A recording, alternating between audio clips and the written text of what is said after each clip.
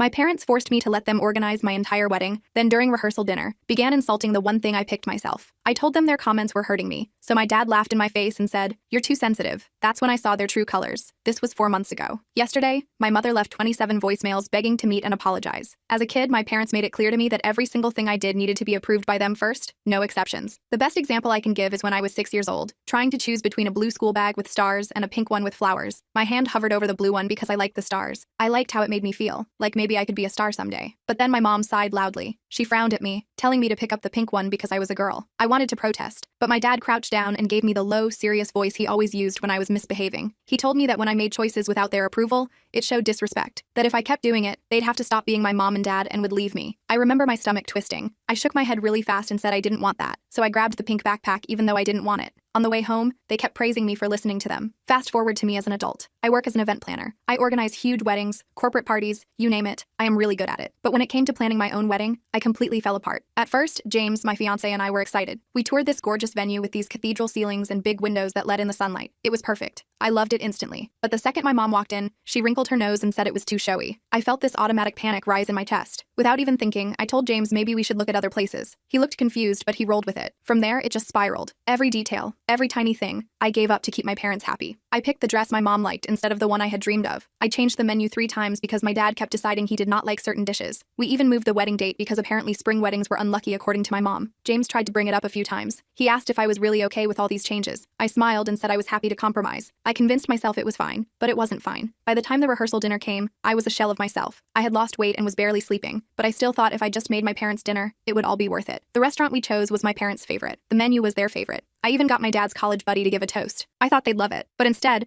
my mom pulled me aside halfway through and told me the centerpieces looked cheap. I didn't know what to say, and to add insult to injury, I overheard my dad loudly questioning our honeymoon destination in front of everyone. I felt my cheeks burning with humiliation. It felt like someone stuck a knife right between my ribs. I walked over, shaking, and tried to tell them how much their comments were hurting me, but they just said I was being sensitive and reminded me how much money they had spent on the wedding. My dad insulted me, saying the wedding was a reflection of our family and that I had turned it into a disaster. Something in me broke then, or maybe it healed. I do not even know. I just felt this strange calm come over me. I thought back to everything my parents did to me. Every time I had to ask them if I could be friends with this person. Every time I had to ask if I could order this at a restaurant. Every time they made me believe I was dumb and incapable of making my own decisions. And I realized one thing. My parents are insane. Flipping insane. And if I was my friend, I would tell me to stand up to them and not back down. So that's what I did. I looked my mom straight in the eye and told her I was done. They were no longer welcome at the wedding, and if they had a problem with it, they could talk to the wall about it. This was the first time I'd done that, and they stared at me in disbelief, like I was joking. They actually thought I was. But then they realized just how serious I was. My dad started to protest, and I just cut him off, my voice shaking but firm. I said this was not a negotiation. They weren't coming. I told them I would rather cancel the entire wedding than spend the happiest day of my life begging for their approval. Everyone at the dinner went silent. I walked straight to James and grabbed his hand. My hands were trembling, but he squeezed them while looking at me so proudly. I asked him if he would help me rebuild the wedding from scratch. He smiled and said yes without hesitating. I almost cried right there, but somehow I held it together. My mom actually went to lunge at me, but my best friend Taylor, who had been my maid of honor, immediately stepped between me and my parents like a damn bodyguard. James and I walked out, leaving my parents throwing a tantrum in the restaurant. But as happy as we were, there was one thing we didn't realize. My parents didn't have to be directly involved to ruin our wedding. The next morning, I woke up at James's apartment with a weird mix of emotions. Part of me felt like I was floating on air after finally standing up to my parents. The other part was having a full-blown panic attack. I kept checking my phone, half expecting to see a million missed calls from them. There were none. Just a text from Taylor asking if I was okay. James made us coffee while I sat at his kitchen counter trying to process what had happened. He didn't push me to talk, just slid a mug in front of me and kissed the top of my head. That's one of the things I love about him. He knows when to give me space. "So," he finally said after I'd had half my coffee, "what do you want to do now?" I almost asked him what he thought we should do. The reflex to defer to someone else's judgment was so strong, but I caught myself. "I want to rebuild this wedding. Our way." He smiled so big it made my heart hurt a little. "Then that's what we'll do." We spent the whole morning making a list of everything we needed to change. The venue was first. I called the barn we'd originally loved, but they were booked solid for the next 8 months. The coordinator was super nice though and recommended another place, an old greenhouse that had been converted into an event space. We made an appointment to see it that afternoon. The greenhouse was even better than the barn. It had these amazing glass walls and ceiling, with plants and flowers everywhere. It felt magical, like we'd be getting married in some secret garden. The best part? They'd had a cancellation and could fit us in just 6 months later than our original date. I didn't even hesitate. I signed the contract right there. "Are you sure?" James asked as we walked back to the car. "You don't need to think about it?" I shook my head. "I'm sure. It feels right." And it did. For the first time in my life, making a decision without consulting my parents felt exhilarating instead of terrifying. It was like discovering a new muscle I never knew I had, this ability to trust my own judgment completely. Over the next few weeks, we went into full replanning mode. I called the bakery and changed our wedding cake from my mom's preferred traditional fruit cake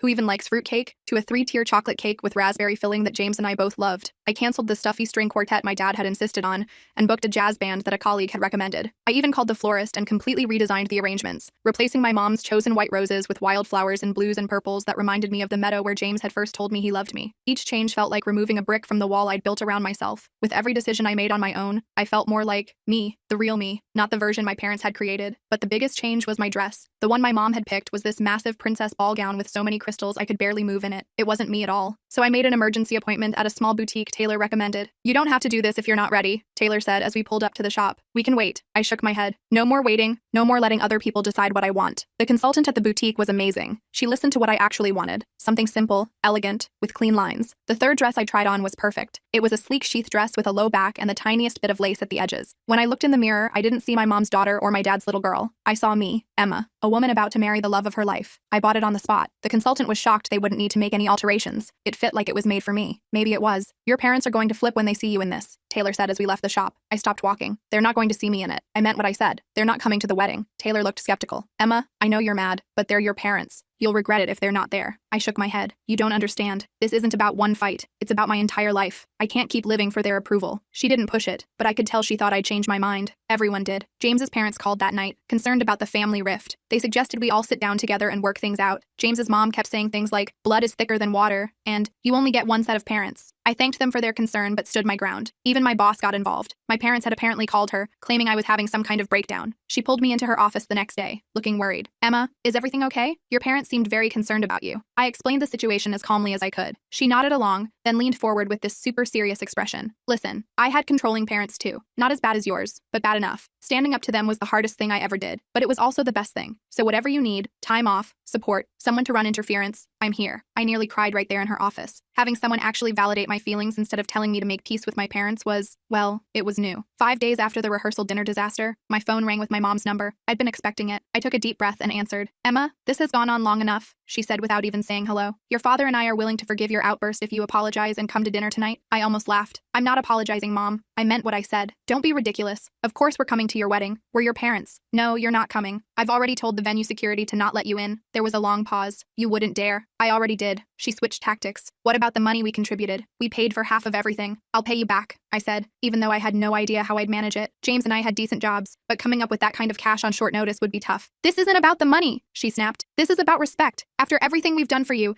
this is how you repay us?" I took another deep breath. "Mom, I'm hanging up now. Please don't call again unless you're ready to apologize for how you've treated me my entire life." I ended the call before she could respond. My hands were shaking, but I felt strong. I'd done it. I'd stood my ground. The next day, things got worse. My dad's sister, Aunt Karen, called me. She's always been his mouthpiece when he wants to manipulate someone without getting his own hands dirty. "Emma, sweetie, your parents are devastated," she said in that fake sweet voice of hers. "Your father hasn't been able to eat or sleep. Is this really how you want to start your married life? With this dark cloud hanging over you?" I told her the same thing I told my mom, that I wasn't backing down. She sighed dramatically. "Well, I hope you realize what you're doing to this family. Your cousin Jennifer is thinking of not coming to the wedding out of solidarity with your parents." I hadn't even invited Jennifer. We hadn't spoken in years. I almost pointed this out but decided it wasn't worth it. "Anyone who doesn't want to come doesn't have to," I said instead. "This is about James and me, not family politics." After I hung up, I got a text from my younger brother Tyler. We've never been super close. He's 5 years younger and was always the good kid who never questioned our parents. His text was brief. "Mom and Dad are on the warpath. Watch your back." I showed the text to James that night. He frowned. "What do you think that means?" I shrugged, trying to act like it didn't bother me. "Probably just more guilt trips and flying monkeys. That's what I called the relatives and friends my parents would send to do their dirty work." But deep down, I was worried. My parents weren't the type to just accept defeat. They'd find a way to reassert control, to punish me for defying them. I just didn't know how yet. I found out the next morning. I got a call from our new venue. The manager sounded uncomfortable. "Ms. Wilson, I'm sorry to inform you that we've had to cancel your reservation." My stomach dropped. "What? Why? We signed a contract." "Yes. Well, we received some concerning information about your event. A Mr. Wilson, your father, I believe, informed us that your wedding is actually a cover for an illegal gathering. He provided some very convincing documentation." I was speechless. My father had actually lied to the venue to get them to cancel our wedding. The manager continued,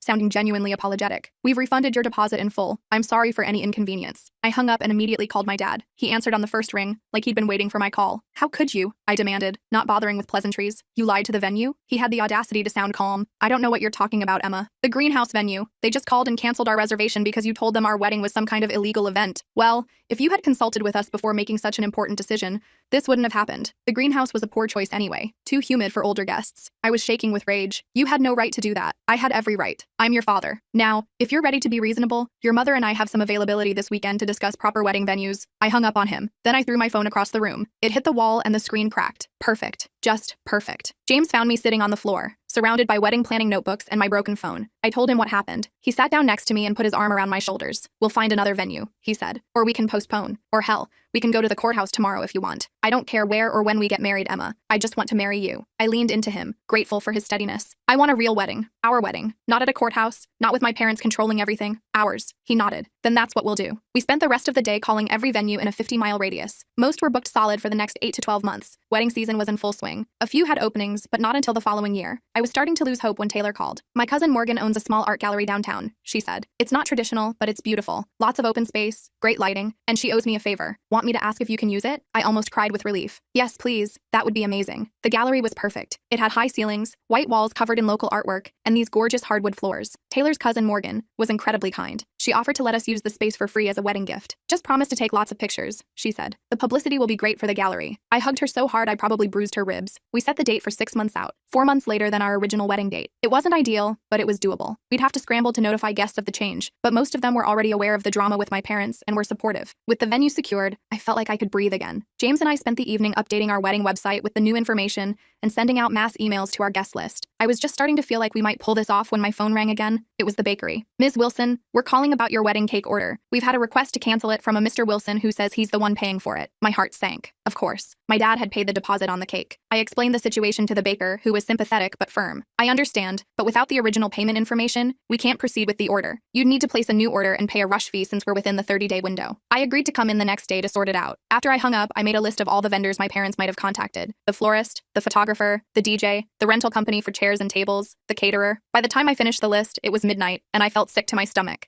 James found me at the kitchen table staring at my list. We'll fix this, he promised, one vendor at a time. The next 2 months were a blur of damage control. My parents had indeed contacted nearly every vendor, either canceling outright or making changes to our orders. The florist had been told to deliver the arrangements to my parents' house instead of the venue. The photographer had been told the wedding was postponed indefinitely. The DJ had been given a completely different playlist full of songs I hated. Each time I had to explain the situation, provide new payment information, and sometimes pay additional fees for last-minute changes. Our wedding budget was stretching thinner by the day. I dipped into my savings, maxed out a credit card, and even considered selling my car. James contributed everything he could, but he was still paying off student loans. Through it all, the calls and texts from my parents' allies continued. Aunts, uncles, family friends, all telling me I was making a terrible mistake, that I was breaking my parents' hearts, that I would regret this forever. I stopped answering calls from numbers I didn't recognize. I blocked relatives on social media. I felt like I was under siege. 3 months before the wedding, I got a call from James's mom. She sounded upset. Emma, did you know your parents are telling people the wedding is canceled? They called us this morning to say you and James had broken up. I nearly dropped the phone. What? That's insane. We're fine. The wedding is still on. That's what I thought. Your mother sounded so convincing, though. She said James had cheated on you and you were too embarrassed to tell anyone. My blood ran cold. They were trying to sabotage not just my wedding, but my relationship. I thanked James's mom for letting me know and immediately called James, who was at work. My parents are telling people we broke up, I said as soon as he answered. They told your parents you cheated on me. There was a long pause. That explains the weird text I got from my brother asking if I was okay. Emma, this is getting out of hand. I know. I'm so sorry. This is all my fault. Hey, stop that. None of this is your fault. Your parents are the ones behaving like lunatics. He was right, but I still felt responsible. If I hadn't stood up to them, none of this would be happening. But then again, if I hadn't stood up to them, I'd be walking down the aisle in a dress I hated, in a venue I didn't choose, marrying James with my parents' conditional approval hanging over my head. That night, James and I sat down and made a plan. We created a new email address that only our closest friends and family had access to. We used it to send out the real details of our wedding. We contacted each guest personally to confirm they had the correct information. We even created a password for vendors to use. Anyone making changes to our orders would need to provide it. It was exhausting, but it was working. Slowly, we reclaimed control of our wedding. The gallery was confirmed. The new cake was ordered. The florist had the right delivery address. The photographer was back on board. We even found a new caterer who could work with our reduced budget. 2 months before the wedding, I was starting to feel cautiously optimistic. Maybe we'd actually pull this off. Maybe my parents had finally given up. I should have known better. I was at work, finalizing details for another client's event, when my boss called me into her office. She looked uncomfortable. Emma, I just got a very disturbing call from your father. He claims you've been using company resources for your personal wedding planning. He mentioned something about misappropriation of funds and threatened to contact our board of directors. I felt like I'd been punched in the gut. That's completely false. I've never used company money money for my wedding. I've barely even used the office printer for personal stuff. My boss held up a hand. I know. Your work has always been impeccable. I'm not accusing you of anything. I just wanted you to know what's happening. I nodded, fighting back tears. Thank you for telling me. Take the rest of the day off, she said gently, and maybe the rest of the week. Consider it an early wedding gift. I thanked her and left, but I didn't go home. I drove straight to my parents' house. I needed to confront them face to face. This had gone beyond wedding sabotage. They were now threatening my career, my livelihood, my professional reputation that I had worked so hard to build over the years. My mom answered the door, looking surprised to see me. Emma, I knew you'd come to your senses eventually. I pushed past her into the house. Where's Dad? I need to talk to both of you. My dad emerged from his study, a smug look on his face. Ready to apologize? Apologize? Are you kidding me? You called my boss and accused me of embezzlement. You could have gotten me fired. He shrugged. I was simply expressing my concerns as a parent. No, you were trying to ruin my life because I wouldn't let you control my wedding. What is wrong with you? Both of you? This isn't normal parent behavior. My mom crossed her arms. We've only ever wanted what's best for you, Emma. Everything we've done has been out of love. I laughed, a harsh sound that surprised even me. Love? This isn't love. This is control. This is abuse. They both looked shocked at the word. My dad's face turned red. How dare you? After everything we've done for you. Yes, let's talk about what you've done for me. You've made me doubt every decision I've ever made. You've made me afraid to have my own opinions. You've threatened to abandon me if I didn't do exactly what you wanted. And now you're actively trying to destroy my wedding and my career because I finally stood up for myself. My mom started crying. Those fake tears she always used to manipulate me. You're breaking my heart, Emma. I don't even recognize you anymore. Good, I said firmly. Because the Emma you recognize was just a puppet you created. I'm done letting you pull my strings. I turned to leave, but my dad grabbed my arm. If you walk out that door, don't bother coming back. Ever. I looked down at his hand on my arm, then back up at his face. Let go of me. He tightened his grip. Not until you show some respect. Let go. Office me. I enunciated each word clearly. When he didn't release me, I used my free hand to pry his fingers off my arm. I'm not a child anymore. You can't threaten me. You can't control me. And you can't stop me from marrying James and living my life on my terms. I walked out, slamming the door behind me. My whole body was shaking, but I felt stronger than I ever had before. In the car, I called James and told him what happened. Are you okay? He asked, his voice full of concern. Do you want me to come get you? No, I'm okay. Actually, I'm better than okay. I think I finally said everything I needed to say to them. I'm proud of you, Em. So damn proud. I drove home feeling lighter somehow, despite everything that had happened. I'd finally named the problem out loud. Abuse. That's what it was. Not strict parenting, not overprotectiveness. Abuse. Emotional and psychological abuse that had shaped my entire life. The next few weeks passed in a blur of final wedding preparations. I kept expecting more sabotage from my parents, but nothing happened. No more canceled vendors. No more calls to my workplace. No more relatives showing up to guilt me. It was almost more unnerving than the active sabotage had been. 3 weeks before the wedding, I got a letter in the mail. No return address, but I recognized my mother's handwriting. Inside was a check for the exact amount they had contributed to the original wedding, along with a short note. We release you from any obligation to us. Do not contact us again. I stared at the check for a long time. It was both a peace offering and a final severing of ties. They were giving me what I wanted, financial independence from them, but at the cost of our relationship. It should have hurt more than it did. Instead, I felt relieved. I deposited the check and used it to pay off the credit card I'd maxed out fixing their sabotage. It felt right somehow, using their money to undo their damage. The day before our wedding,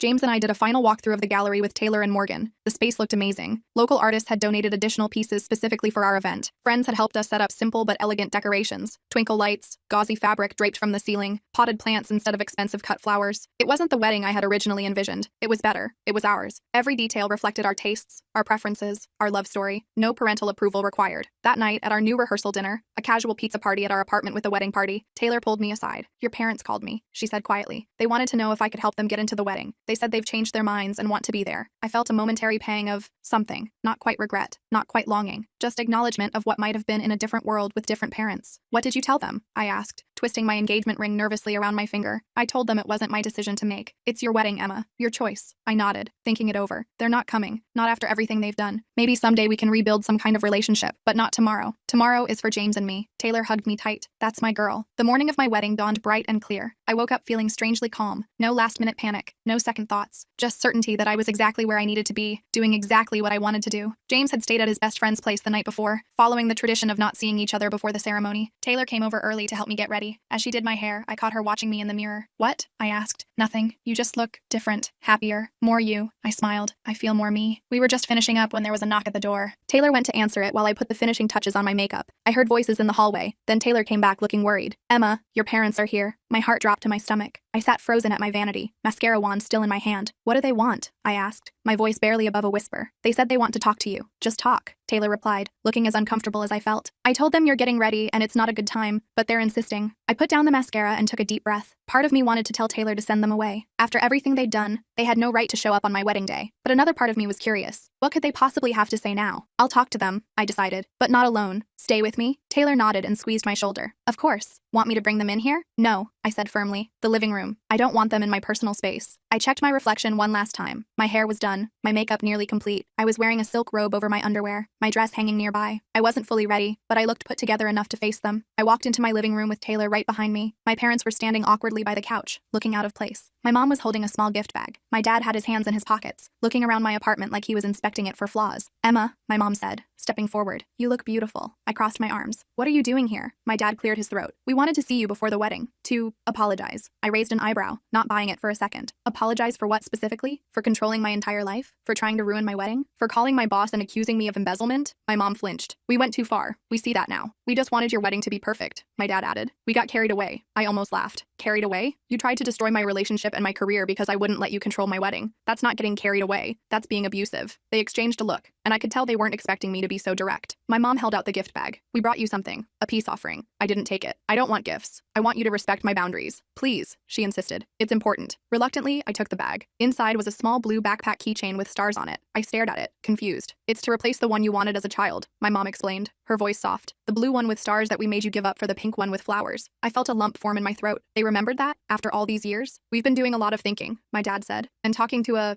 therapist. He said the word like it tasted strange in his mouth. We realize now that we've been too controlling. We were so afraid of you making mistakes that we never let you make choices. I turned the keychain over in my hand, not sure what to feel. Part of me was touched that they remembered something that had meant so much to me as a child. Another part was suspicious of this sudden change of heart. Why now? I asked. After everything you've done to sabotage my wedding, why show up today with apologies and gifts? My mom looked down. We got a call from Aunt Linda yesterday. She said she wasn't coming to the wedding because we weren't welcome. She told us we were fools for treating you this way, that we were going to lose you forever if we didn't change. Aunt Linda was my mom's older sister. She'd always been the black sheep of the family, the one who lived life on her own terms. I'd always liked her but rarely saw her because my parents disapproved of her lifestyle choices, which basically meant she was divorced and had traveled the world instead of settling down in our small town. Aunt Linda said that? I asked, surprised. My dad nodded. She said some other things too, things we needed to hear. We don't expect you to forgive us right away, my mom added, or to let us come to the wedding. We just wanted you to know that we're trying to understand, and we're sorry. I stood there, clutching the little blue backpack keychain, feeling torn. On one hand, this seemed like the apology I'd been waiting for my entire life. On the other hand, it was awfully convenient timing. I appreciate the gesture, I said finally, but I need time. You can't undo decades of control with one apology and a keychain. They nodded, looking disappointed but not surprised. We understand, my dad said. We'll go. We just wanted to wish you happiness today. They turned to leave, and I felt a strange mix of relief and sadness watching them go. At the door, my mom paused and looked back. Your dress, she said, nodding toward where it hung in the hallway. It's perfect. Much better than the one I picked. It was such a small thing, but it hit me hard. An acknowledgement that my choice was valid, better even than hers. I felt tears prick at my eyes. Thank you, I managed to say. After they left, I sat on the couch, still holding the keychain. Taylor sat next to me, silent for a moment. You okay? She finally asked. I nodded slowly. Yeah, I think so. That was unexpected. What are you thinking? I turned the keychain over in my hand. I'm thinking that people can surprise you, even after 30 years. Do you want them at the wedding? Taylor asked carefully. I thought about it for a long moment. No, I decided. Today is about James and me, about the life we're building together. I'm not ready to have them be part of that yet. Taylor squeezed my hand. That's fair. Now come on, let's finish getting you ready. You've got a man to marry. The rest of the morning flew by. I finished my makeup, slipped into my dress, and put on the simple pearl earrings James had given me for my birthday. I tucked the blue backpack keychain into my small bridal purse,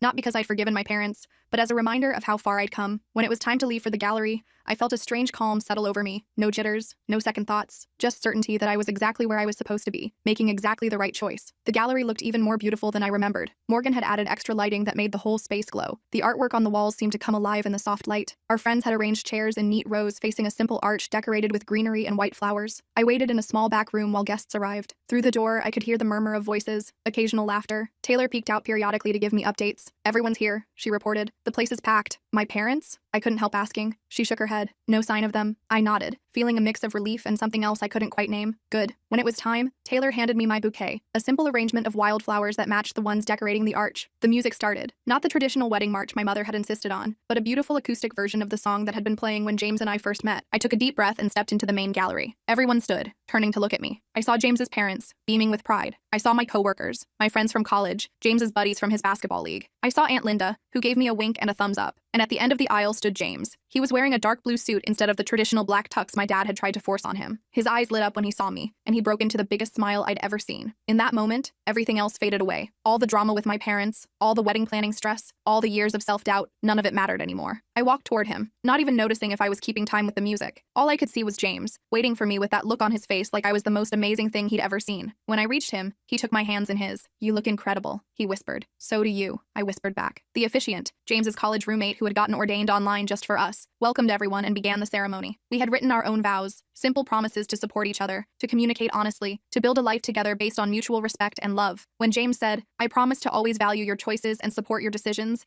even when they're different from what I would choose," I nearly lost it. He squeezed my hands, and I knew he was thinking about everything we'd been through to get here. After we exchanged rings and were pronounced husband and wife, James pulled me into a kiss that made our guests cheer and whistle. I laughed against his lips, feeling lighter than I had in years. The reception was perfect in its imperfection. The DJ played the wrong song for our first dance, but we rolled with it. The cake leaned slightly to one side, but it tasted amazing. One of James's nephews spilled punch on the gift table, but everyone just laughed and helped clean it up. Through it all, I kept waiting for something to go wrong. Really wrong. For my parents to show up and make a scene. For another vendor to cancel at the last minute. For some disaster to strike that would ruin everything. But nothing did. The night unfolded exactly as it should. With dancing and toasts and so much laughter, my cheeks hurt from smiling. As I looked around at our friends and family celebrating with us, I realized something important. This was what a wedding should be. Not a perfect production designed to impress others, but a joyful celebration of love surrounded by people who genuinely cared about us. Around midnight, as the party was winding down, Taylor pulled me aside. "Someone left this for you," she said, handing me an envelope. I opened it to find a card with a simple message. "We're proud of you. Love, Mom and Dad." Inside was a check for a ridiculous amount of money, enough to pay for our honeymoon and then some. I showed it to James. "What do you think?" He studied the card. "It's your call, Em. What do you want to do?" I thought about it for a moment. I think